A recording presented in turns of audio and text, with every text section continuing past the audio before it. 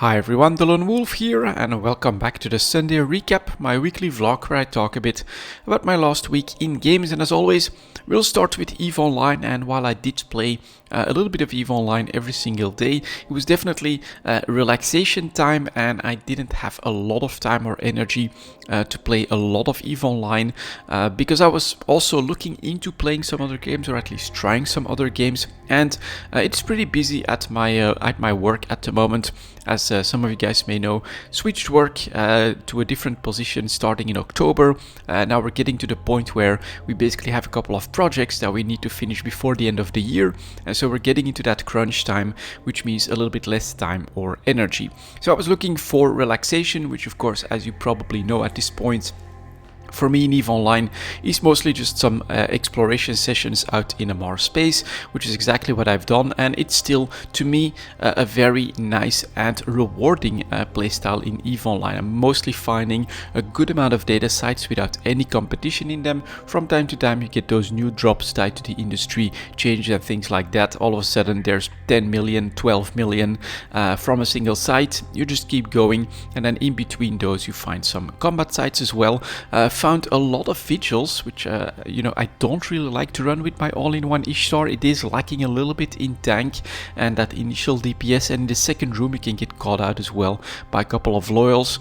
So I decided to run that one in the Gila. It was right next to Isesama, so that didn't really mean a lot of time wasted. And well, that one vigil really made up for the last couple of weeks of exploration because it dropped a 200 plus million warp disruptor, I think it was, and then also an implant blueprint, which I think had like a 100 million margin or something like that, and then another BPC as well. I'm not exactly sure what it was, but it was like one of the best drops I've ever had, and that is another one of those.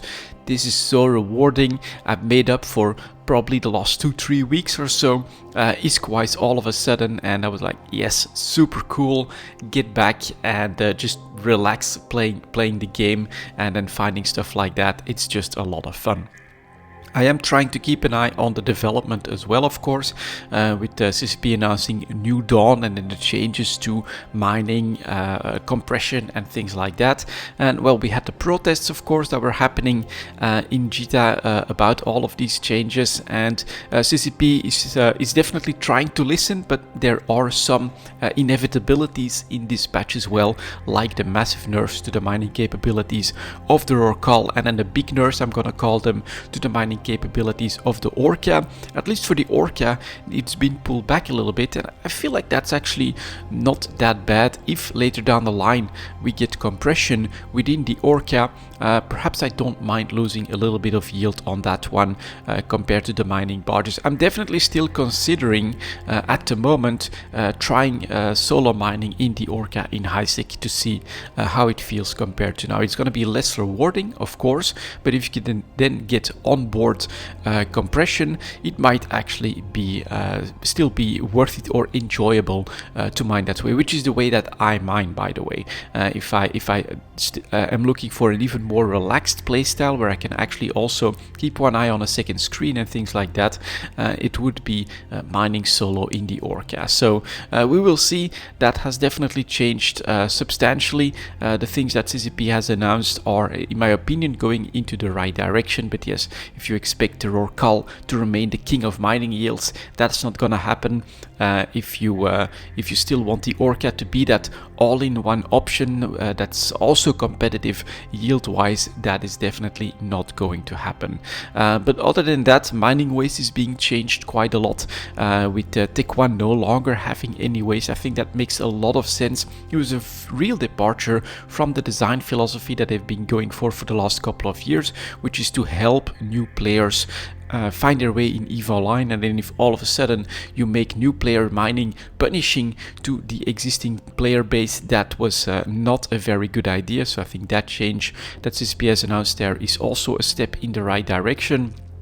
Waste mechanic is still in there, but I think it's less punishing. It feels less like it's gonna be a massive problem that's also going to walk back a lot of the increased resources that are available. So the feeling that we get, I think, is better, but of course it's coming from a patch announcement where there was a lot of stuff that felt rather negative, like the wastes, like the yields on compression, right? You lose some efficiency there as well, which I can understand. I mean, a 100% efficient system is not always needed, but on that front again as well, some calculations showed that it would be a lot of time that would be needed in order to compress stuff, especially when you're compressing from the yields of other mining barges and things like that as well. So good on CCP that they're moving that to 2022, because honestly it needs to be, in my opinion, seamless, fast, just a couple of clicks, just like it is now. That should be compression.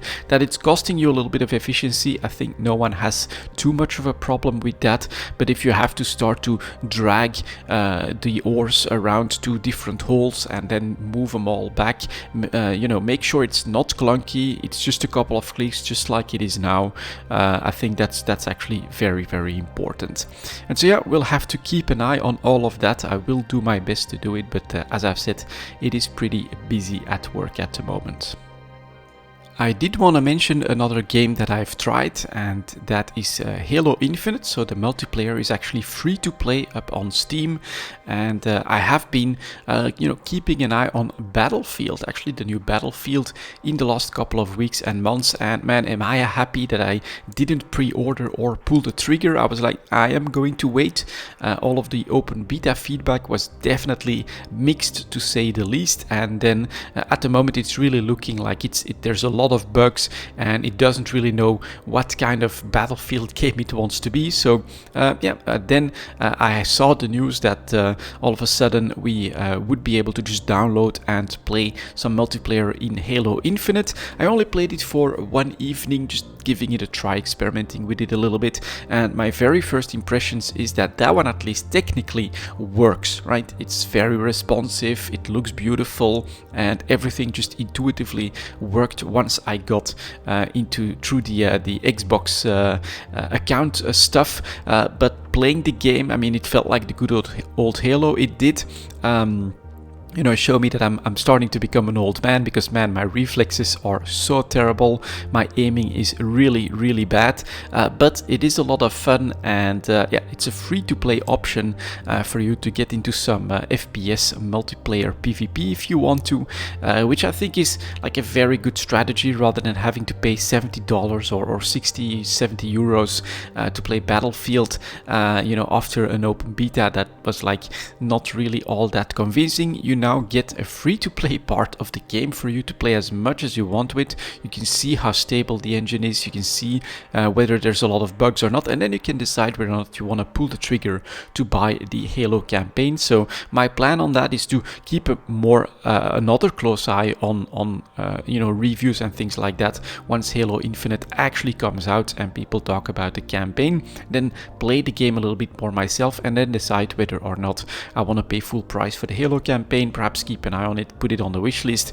But yeah, definitely also a week where I try to keep an eye, or a couple of weeks where I try to keep an eye on some of the new games, and it just reinforces for me that it has to become a rule.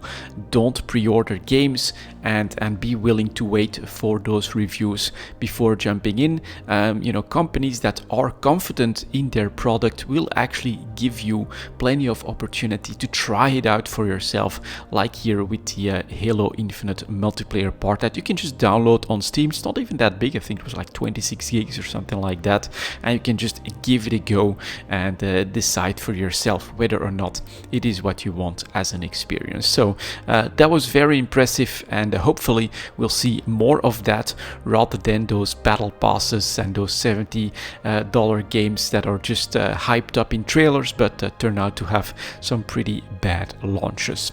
And yeah, that was my week in games, guys. Thank you very much for watching, and as always, I'll see you next time.